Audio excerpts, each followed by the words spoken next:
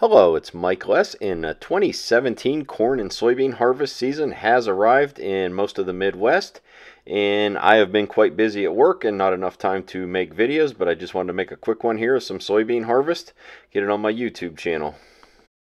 I will have several different soybean harvest videos coming up in the near future on my YouTube channel, but here's a quick one from today, and I was out in the field with a new Versatile 310 tractor pulling a Kinze 1050 grain cart and a John Deere S680 combine with a 40-foot Macdon draper head on it. Even though the draper head does say Case IH on it, it was actually made by Macdon.